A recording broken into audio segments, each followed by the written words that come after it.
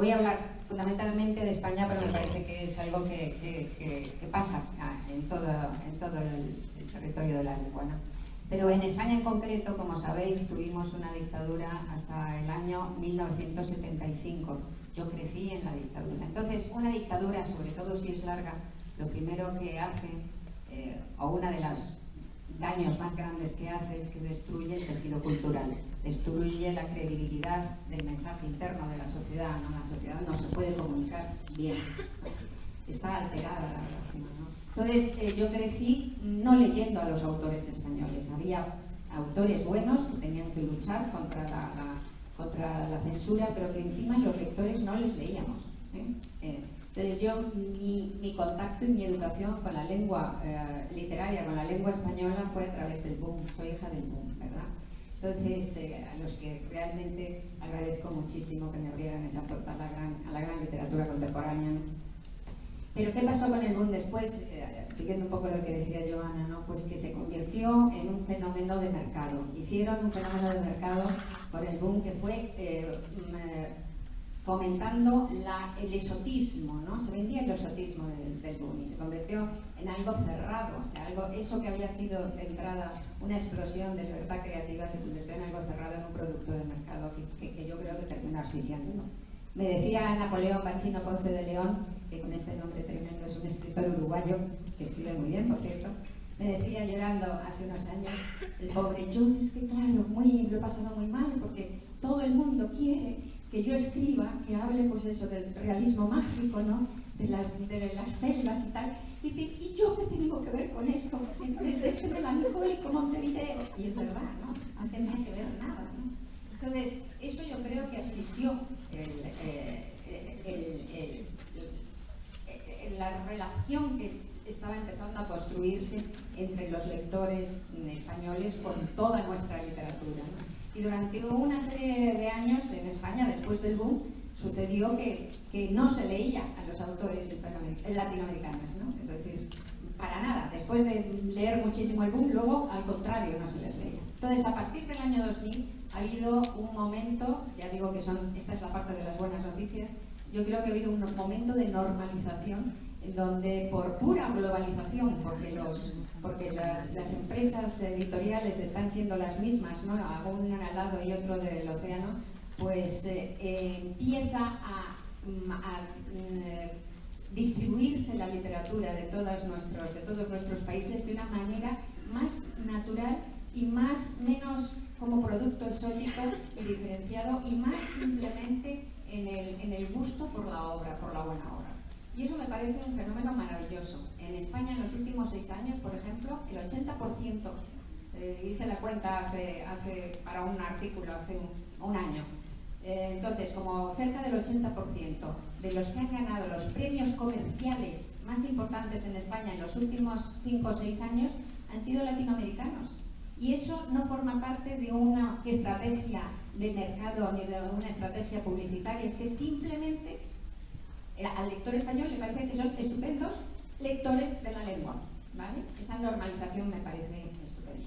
Y en España, después del franquismo, cuando vino la transición, se produjo un fenómeno maravilloso, que es que los lectores encontraron a sus autores, ¿no? Que es la normalización también cultural. Entonces, gracias a esa mirada de los lectores, pues surgimos un montón de autores nuevos y apareció lo que se llamaba la nueva narrativa española. Que fijaos si será vieja, que yo formaba parte de la nueva narrativa, ¿no? Llevamos 34, yo llevo 34 años publicando, 35. Entonces, desde entonces, ha sido una narrativa riquísima en España. Ahora mismo podemos decir que hay 5 generaciones que siguen escribiendo y siguen apareciendo, desde Ana María Matute, que tiene casi 90 años, hasta nuevas autoras o autores, ¿no?, jovencísimos, como Lara Moreno, que tiene 32, y están escribiendo una obra. No son autores que salen y escriben una novela y desaparecen, escriben, desarrollan una obra y tienen lectores que les siguen. Y eso es una literatura muy rica. Y eso pasa también en casi todos los países de Latinoamérica, porque yo leo mucho a los autores latinoamericanos, y pasa también, ¿no? Entonces, es una literatura muy rica. Estas son las buenas noticias. ¿Cuáles son las malas noticias? Pues que tenemos varias crisis encima. La primera es la crisis del modelo de mercado. El modelo de mercado que ha pasado, pues cuando yo empecé hace 34 años o 35, tú escribías una novela y sacabas 3.000 ejemplares, que era la media en España, con 3.000 ejemplares que vendas se paga la edición, y entonces tus novelas o tu librito estaba 2 libritos en una librería durante un año, entonces llegaba uno, lo leía, surgía el boca a boca, entonces pues iban leyéndose tus libros. Mi primera novela, que es bastante mala, Crónica de Desamor, pues fue un éxito así, al año de salir fue un éxito, aunque era mala, pero bueno. Pero porque tuvo ese año, ¿no? Que la gente lo fue leyendo y lo fue hablando de él y tal cual. Y yo no hice ni promoción, no se hacía ni promoción ni nada, ¿no? Ahora, sin embargo, en los últimos, y esto pasa también aquí, pasa en todo el mundo, en los últimos 15 años, 20 progresivamente, se han empezado a aplicar en el mundo de los libros las mismas estrategias comerciales agresivas de la venta de cualquier producto, ¿no? De la venta de un refresco, por ejemplo, ¿no? Y entonces, ¿ahora qué pasa? Pues ahora se hacen enormes pilas de los libros que tienen la aspiración de ser superventas, se hacen enormes pilas que llenan las librerías y además se hacen, pues, castillos de cartón así de grandes o vampiros de cartón así de grandes de los libros, ¿no? Para anunciar los libros, los llenan todo de decorados, ¿no? Las librerías. Entonces, en las librerías, por ese empuje, ¿no? de ese empuje comercial publicitario, no hay espacio para los libros. Me cuentan libreros en España que muchas veces ni siquiera abren las cajas de libros, de novedades, que las devuelven sin abrir porque no tienen espacio para ponerlas. O, si las abren, pues sacan un librito y lo ponen abajo, en una barra, abajo, que no la ve nadie. Y a las 2 semanas, pues cogen el librito, lo meten en la caja, lo devuelven sin que nadie lo haya visto y a los 2 meses está convertido en pulpa de papel destruido. Entonces, pasa que esto es terrible, porque claro, una cultura una cultura literaria necesita un montón de estos libros de 3.000 ejemplares de circulación, porque son para los nuevos escritores, porque son para que tienen que ir encontrando su lugar en el espacio exterior y su lugar en su propio camino de la obra, porque hay algunas obras que son más restringidas de aliento, pero son absolutamente necesarias, ¿no? Y ahora está pasando en España, yo creo que en otros países, que es más fácil vender 30.000 libros que 3.000, porque con 30.000 ya haces las pilas, ya se hace visible, ¿no? Mientras que los 3.000, como digo, a lo mejor ni siquiera salen de la caja. Entonces, ¿qué pasa con esto? Varias cosas muy perversas. Que esto ha obligado a los escritores, obliga a los editores y a los escritores a hacer que los escritores nos convirtamos en artistas de circo, ¿no? En feriantes que van, antes tú, ya digo, sacabas el libro y esperabas las críticas en todo caso y tal, pero ahora tenemos que hacer verdaderas campañas como rockeros, giras como rockeros, ir por todas partes vendiendo como en las ferias, ¿no? Cómpreme este libro bueno, bonito y barato, porque si no, no te ven. Tienes que ir a la televisión, yo creo que gran parte de los escritores escribimos, entre otras cosas, porque no nos gusta hablar. De verdad, yo de pequeña era tartamuda, odiaba hablar, he tenido que aprender a hablar en público, qué remedio, pero realmente no. Entonces es la paradoja de que terminas convirtiéndote en un charlatán, ¿no? Que va por el mundo, como digo, pues hablando de su libro, vamos hablando de nuestro libro, tienes que ir a dar bien en televisión o dar muy mal, o sea, ser memorable, caer muy bien o caer muy mal, por lo menos, ¿no? Que alguien te recuerde, así, esta era la imbécil, es así. Lo peor es que no te vean, porque hay demasiado ruido, ¿no? Entonces, esto, aparte de darte un ruido terrible, porque pierdes más tiempo a veces haciendo la promoción del libro que escribiendo, en algunos libros está clarísimo que es así, pues hace que mucha gente joven, muchos autores jóvenes, tengan una concepción perversa de lo que es el mundo literario, ¿no? Porque resulta que se creen que ser escritor es ser escritor socialmente, es decir, ir a las televisiones y tal, cuando ser escritor es un trabajo callado, ímprobo, sobre todo si eres novelista, somos los obreros de la literatura, es picar piedra, hora tras hora, día tras día, ¿no? Entonces, muchos escritores jóvenes además se están perdiendo. A esto hay que añadir la crisis económica, que antes habéis dicho alguna referencia también. La crisis económica está haciendo no solo que se publiquen menos libros y tal, sino que está haciendo que no haya en los periódicos páginas de cultura, que no se hable de los libros, que no, o sea, todo cada vez más difícil. Y luego está la crisis de modelo tecnológico, ¿no? Que está siendo también muy difícil, el cambio al papel y a lo digital, ¿no? El cambio de modelo de mercado, porque en España aquí tenéis una tradición de piratería de papel larga, pero en España somos uno de los líderes piratas de las nuevas tecnologías, ¿no? Del mundo. Somos uno de los países que más piratea pues la música y en el libro lo mismo. O sea, se están pirateando los ebooks, pero a mansalva, ¿no? Entonces esto, unido a todo lo demás, hace que el momento para la subsistencia, la pura subsistencia del mercado tradicional, de las librerías, se están cerrando librerías, se están cerrando editoriales, no se están publicando cosas, ¿no? Es tremendo. Yo con mi anterior novela, que se llama Lágrimas en la lluvia, solamente en los 3 primeros meses hay siempre montones de páginas en donde ponen los libros para descargarlos de manera pirata, ¿no? Si tú descubres una página en donde están descargando uno de tus libros de modo pirata, pues tú vas al abogado de tu editorial, el abogado les llama y te quitan de ahí, pero claro, es como poner un dedo en el océano porque hay 27.000 páginas más. Bueno, y en los 3 primeros meses de la aparición de Lágrimas en la lluvia, en una sola página, que habían puesto un contador encima, porque tienen un descargo increíble, habían descargado 4.700 libros gratis, piratas de la novela, ¿no? Entonces es tremendo. Entonces, ¿qué está pasando? Pues que hoy sigue siendo en España un autor joven, una autora joven sigue publicando, si es bueno, publica su primer libro. Entonces no se lo sacan de la caja, no se lo leen, efectivamente, entonces a los 2 meses, como digo, está machacado y convertido en pulpa. Le vuelven a publicar una segunda novela. La segunda novela se la publican también y vuelve a pasar lo mismo, que terminan vendiendo 87 ejemplares a las familiares, al abuelo, no, nada más. Y la tercera ya no la publica. O sea, el sistema, con todas estas crisis que os estoy diciendo, unidas, el sistema está expulsando a los escritores en la tercera novela. Y eso es tremendo. Tenemos también, pero eso ya es para más discusión, la posibilidad de Internet no solo como un peligro, sino también como una posibilidad positiva, ¿no? De publicación, de autopublicación, pero todavía está en pañales eso. Así que estamos en un momento de cambio, un momento inquietante, ¿no? Un momento inquietante. Y uno escribe contra eso, uno escribe desde eso y escribe contra eso. Yo creo que voy a hacer unas reflexiones generales sobre lo que es escribir y por qué necesitamos escribir, y que van un poco al hilo de lo que ha dicho también Gustavo, ¿no? La novela, ¿qué va a estar en crisis la novela? Y que por supuesto que sigue habiendo, la novela la necesitamos como respirar, ¿no? El relato, lo voy a contar, ¿por qué lo necesitamos como respirar? Y no está en crisis en absoluto. Y por supuesto que también hay novela experimental. Lo que pasa es que el experimentalismo de hoy es distinto al experimentalismo tradicional, clásico, por supuesto, ¿no?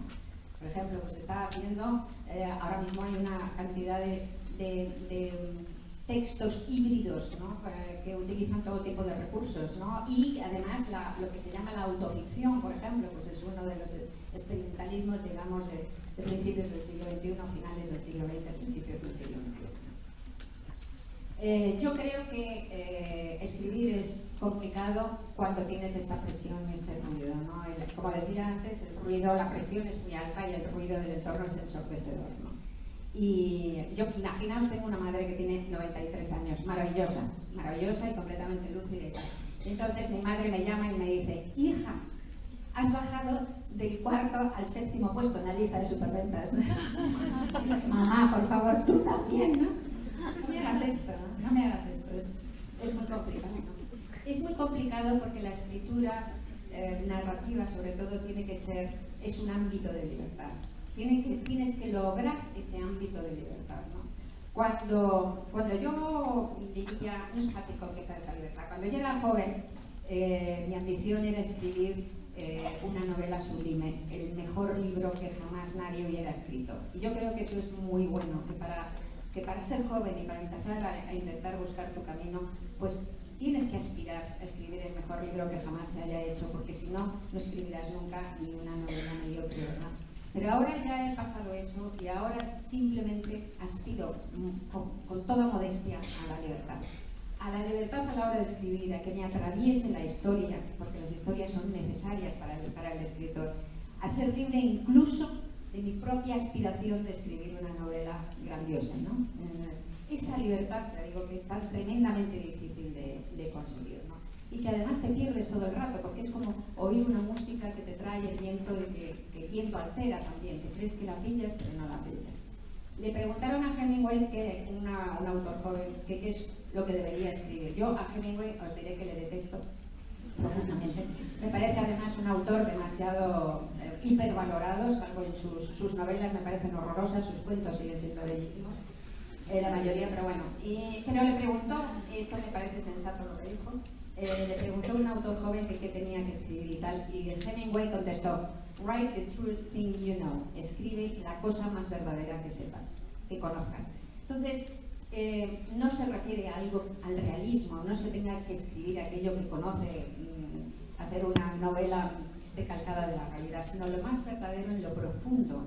Estamos hablando de eso, de esa libertad de borrarte como tu yo individual, el pequeño yo, ¿no?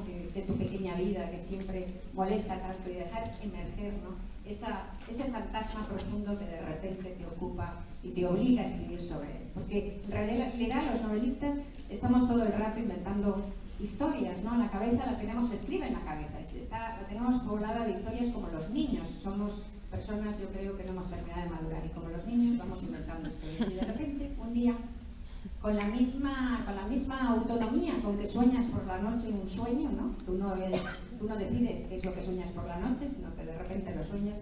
Pues de la misma manera aparece una historia en tu cabeza que es tan poderosa para ti, ni siquiera la entiendes, una imagen, aparece una imagen, que es tan poderosa para ti, que es tan emocionante para ti, y ni siquiera sabes por qué, que no te cabe en el pecho, que no te cabe en la cabeza, y entonces te dices: yo esto tengo que contarlo, yo esto tengo que compartirlo, y de ahí nace la novela, ¿no? O nace un cuento. Así que fijaos que desde el primer momento de la gestación de una obra narrativa está el lector, ¿no? Porque está ese impulso de comunicación, ese impulso de compartir, ¿no? Eso siempre me ha parecido bonito, ¿no? Entonces, yo, siguiendo esa especie de música que os decía antes, pues la verdad es que te puedes perder cantidad de veces, ¿no? Yo una vez me perdí y apareció el bloqueo, ¿no? Me ha hecho gracia cuando Giovanna ha citado a Donoso, porque yo siempre cito la manera en que Donoso llamaba el bloqueo, porque es perfecta, ¿no? Lo llamaba la seca. Y es perfecta porque muchas veces cuando se habla del bloqueo, se habla de la página en blanco, ¿no? Eso me parece una tontería, ¿no? El síndrome de la página en blanco, qué tontería. Antes de llegar a la página en blanco, uno ya ha escrito muchísimo. Has escrito muchísimo antes de llegar ahí, porque se escribe aquí, ¿no? El bloqueo, lo que aparece es aquí. Y por eso la definición de Donoso es perfecta. La seca, se te seca la cabeza. Dejan de atravesar esas imágenes maravillosas, dejan de atravesar esas emociones convertidas en cuentos, en relatos que te inventan tu cabeza, ¿no? ¿Y qué pasa cuando te bloqueas? A mí me pasó después de mi tercera novela en el 83, después de Tratar como una reina, y estuve 3 años sin poder escribir ficción. Escribía periodismo, pero eso no tiene nada que ver, eso no me servía de nada. Pues pasa que el mundo se convierte en blanco y negro, que no dejas que... Yo por lo menos no podía sentir la vida. Era como si para sentir la vida necesitara crear esa especie de relatos que me unían con el mundo, ¿no? Que me hacían comprender lo que estaba viviendo.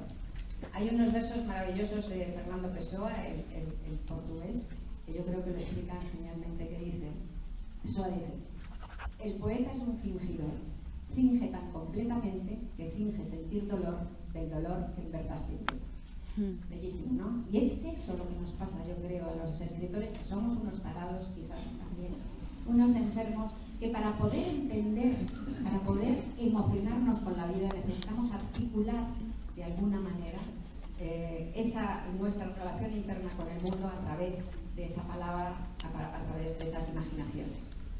Y no os creáis que nos pasa solamente a nosotros, a los escritores. Yo creo que los escritores quizá escribimos, y los que no solamente son lectores, no, quizá porque nuestro caso es más grave, ¿no? Creo que a lo mejor somos quizá gente más disociada que la media, o quizás somos gente más obsesionados por la muerte que la media también, Creo que, de hecho, a mí como me encantan las biografías, leo muchísimas biografías de escritores y tal, descubrí que la inmensa mayoría de los escritores, de los novelistas en concreto, han pasado o hemos pasado antes de la pubertad, antes de los 12 o 13 o 14 años, hemos pasado por una experiencia drástica, violenta, de decadencia de nuestra infancia, ¿no? Por una pérdida violenta de nuestra infancia.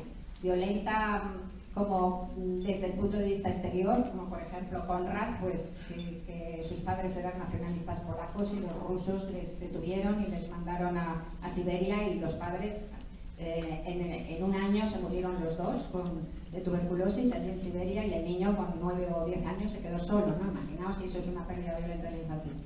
Y otras veces son pérdidas violentas más simbólicas, menos claras, pero igualmente brutales, ¿no? Igualmente devastadoras. Así que de alguna manera yo creo que escribimos, los que escribimos, porque necesitamos rescatar lo perdido, necesitamos parar, combatir ese tiempo que todo lo ulcera, ese tiempo que todo lo devora y todo lo rompe. Necesitamos, ¿no? Luchar contra esa herida inacabable de la infancia, ¿no?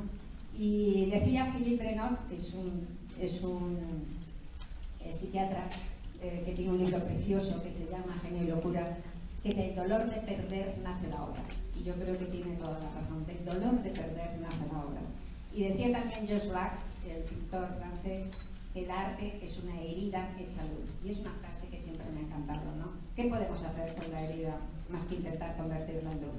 Hay solamente dos cosas que sabemos seguras en la vida, y es que nos vamos a morir, y la segunda, que desde luego vamos a sufrir algo en la vida. No sé cuánto, unos más, otros menos, pero que vamos a sufrir desde luego, ¿no? Y entonces, uno de los grandes aprendizajes que hay que hacer en la vida es qué hacer con ese sufrimiento para que no nos destruya. Porque hay gente que te dice, no, pero del sufrimiento se aprende mucho. Nada de nada, o sea, se aprende mucho si no te mata. El sufrimiento te puede matar, odio, ¿no? Esta mitificación del dolor, ¿no? Cuanto menos dolor tengamos, mejor. Ahora, como lo vamos a tener, eso es obvio, hay que aprender a hacer algo con ese dolor para que no nos destruya. Y lo que hacemos con ese dolor es intentar, pues eso, con el arte, intentar convertirlo en algo asumible, ¿no? Y lo hacemos absolutamente todos.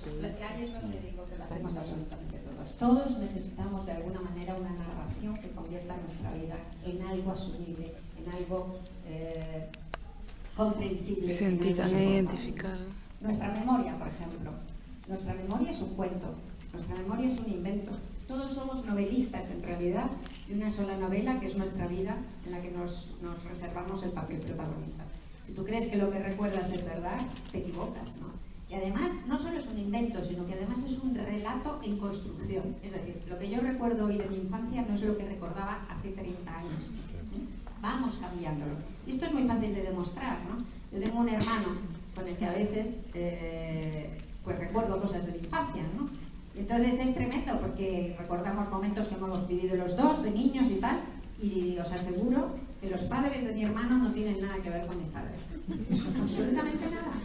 Porque cada uno ha reconstruido, ¿no? Ha reconstruido ese relato primordial, ¿no? De la infancia de una manera distinta. Y si la memoria es un cuento, pues entonces la identidad también es un cuento, también es una construcción, porque la identidad se basa en la memoria, ¿no? Entonces ese relato que nos vamos haciendo nos permite y que otorga además a la realidad, que otorga a nuestra vida y a nuestro pasado una apariencia de sentido. Es lo que nos permite, como decía antes, soportar la vida, si no sería, como decía Shakespeare, puro ruido y furia, algo absolutamente inaguantable, ¿no? Entonces, es tan importante esto, ¿no? Esta manera en que las palabras nos salvan, es decir, somos palabras en busca de sentido, ¿no? Somos palabras en el tiempo, es tan importante esto, que por eso además hay tantas terapias a través de la palabra. Decía Epicteto que no nos afecta lo que nos sucede, sino lo que nos decimos sobre lo que nos sucede, la manera en que nos contamos lo que nos sucede.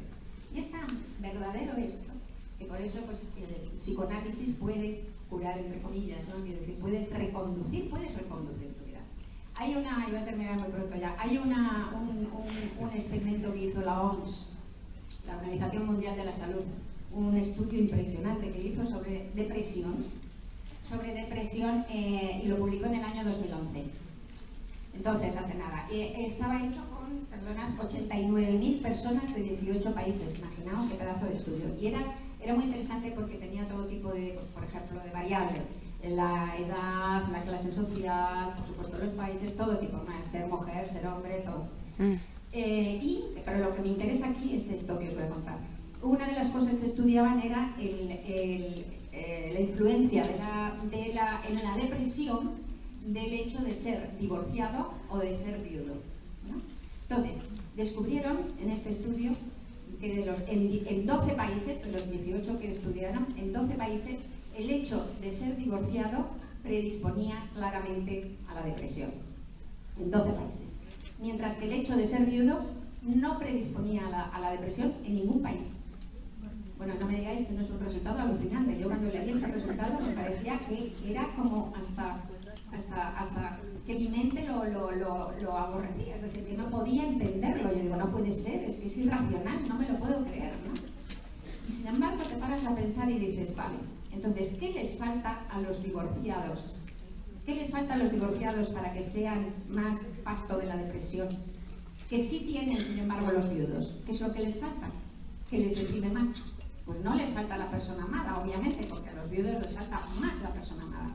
Lo que les falta a los divorciados es un relato consolador. Es el relato consolador de su vida, porque cuando se te ha muerto la persona amada, cierras ese capítulo y a poco que se haya hecho bien, tienes un relato consolador, ¿no?, al que agarrarte. Mientras que el divorciado no lo tiene, o la divorciada no lo tiene. Muchas veces no lo tiene, ¿no? Entonces, hasta ese punto somos palabras, como decía, ¿no? Hasta ese punto. Entonces, gracias a todas esas palabras que todos somos, y gracias a las palabras de los artistas, que no son, yo hablo ahora desde la literatura, desde luego, pero también de la música, también de la cultura, ¿no? O sea, ¿qué es el arte sino un intento alquímico, ¿no?, de transmutar, ¿no?, el horror en belleza, ¿no? Yo ahora sé que escribo para intentar darle al mal y al dolor un sentido que en realidad es el que no tienen, ¿no? Y gracias a eso, a los libros que leo, a las músicas que veo, ¿no?, a todo esto que compartimos todos, a ese rum rum de palabras creativas, pues podemos seguir viviendo. Muchas gracias.